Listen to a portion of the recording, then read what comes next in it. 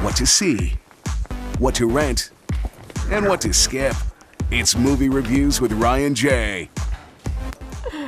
All right, first up this morning, we've had some rainy days this summer, and we're sure to have some more. So why not compile a list of great summer movies to see? And we're talking about some classics today with Ryan J. How are you? Love this. I'm doing I love great. those socks. Thank you so much. You got to pull up your jeans a little bit so we Oh, can see those. they're Check fun. those Share out. them. Oh Those my are goodness.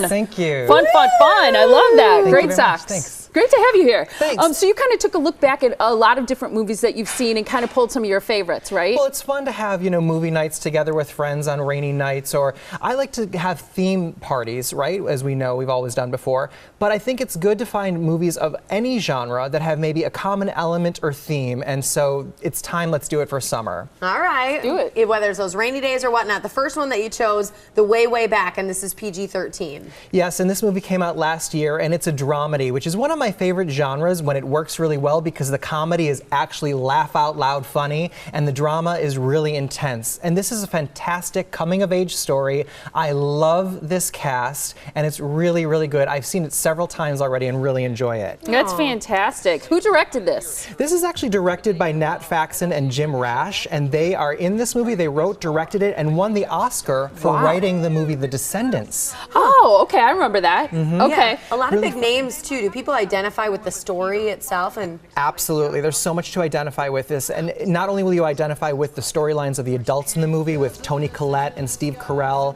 but also Sam Rockwell and Liam James, who's the boy in this movie. He's like 14 years old, and it really takes you back to being 14. You remember what it was like experiencing some of the firsts during summer vacation. And there's water slides in this movie. Tiff, I know you right? So I like it already. how is that not a perfect summer movie right then and there? That's fantastic. The next movie that you're going to be talking about, my kids have seen, I'm not exaggerating, like 100 times. Mamma Mia. Yes. I love it. Yeah. One of the Sing it. greatest musicals, right? I absolutely love this movie. Nice. Can I get away with that? Yeah, you can All right, pull that thank off. you. Fair. Yeah, based on the Broadway show, this is one where I actually like the movie much more than the Broadway show. And interestingly, it's directed by Felita Lloyd, who actually also directed the Broadway play.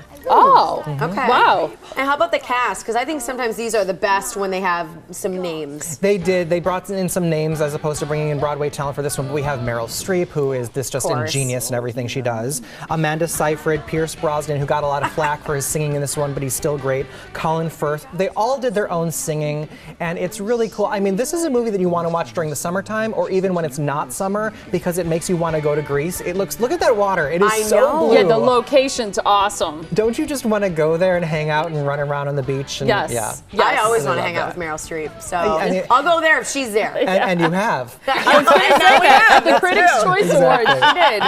So true. It's been years since I've seen Castaway, your next pick. Right, and this is One of my kind of a favorites. dubious choice for a summer movie because this is not the kind of summer vacation that you want, or an island vacation. Right. But yeah, I love Tom Hanks and his relationship with that soccer ball Wilson in this movie, and it speaks so much to the themes of loneliness and survival and his 4 years on that island and the weight that he lost for this role and everything else. Yeah, he was nominated for. Yes, Best Actor Oscar nomination for this role. And I mean, he's one of the most nominated actors my ever. favorite. He Yeah. and Robin Williams. We meant to say volleyball. I don't know Oh, what we did say. volleyball. Yeah, I called it yeah. soccer ball. Yeah, It yeah, is thanks for the volleyball. correction. Yeah, no problem. Our director told me that.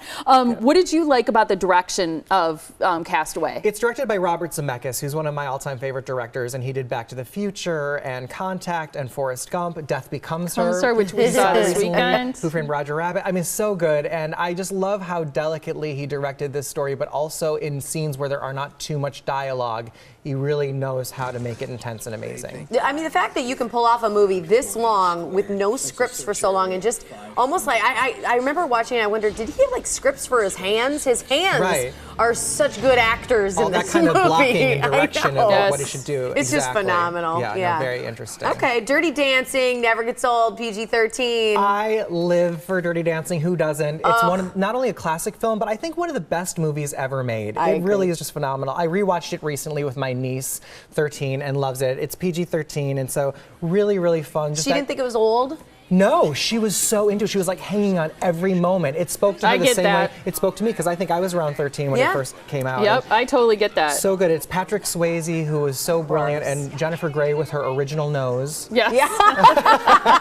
And the music and dancing is good, isn't it? So good. It's just wonderful. And actually, this movie won the Oscar for Best Original Song for I've Had the Time of My Life, which is great. So really, really fantastic. Love it. I remember that scene. Like, that was like all of this. The chemistry is so great. And actually, a lot of those moments were not actually supposed to be filmed. Like, they were just kind of filming some of the rehearsal footage or like the pre-tape. And their chemistry was so real. Those are the moments that made it into the movie. Like when they're crawling on the floor singing to each other. Or when he's, brushing down her arm and she starts giggling. Like, that was not scripted. Those were just great chemistry moments. Really good moments. Yeah, really awesome. Jaws is your last pick. This is rated PG. Can you believe it? I'm shocked. I think it's because it came out in 1975. PG-13 didn't exist yet. But what I love about this movie is it's iconic in so many ways. It's credited as actually defining the very first ever summer blockbuster. Because in 1975, when it came out, like 67 million Americans went to see it. And we can sum this movie up in 2 notes. Yeah. Dun-dun. That's it, right? Dun-dun.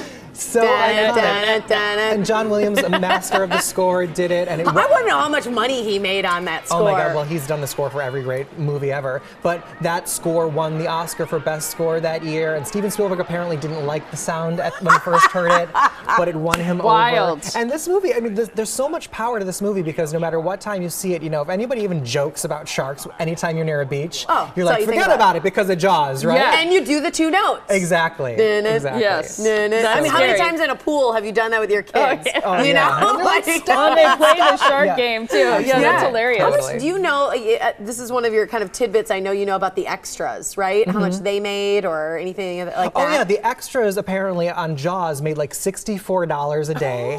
And all they had to do was like run and scream on the beach. And they were all local citizens of Martha's Vineyard. So just kind of funny, right? That's funny. Yeah. But I brought you guys some summer movies too because I like to do gift giving tip. This is for you. Okay. So cute. And Molly, this is yours. Yay! Should we open it right now? I love the bag.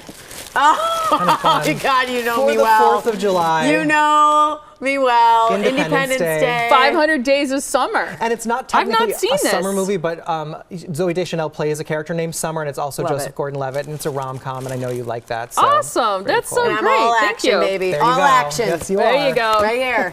I love it. Thanks, Ryan. Thank you. You can like Ryan J on Facebook, follow him on Twitter, and for his full movie reviews, check him out on his website. It's ryanjreviews.com. And if you want to know the best summer movie for a rainy day, just find him on Facebook. I'm sure you can ask him there. He'll respond. Great. Thank you, Ryan. Thanks, guys.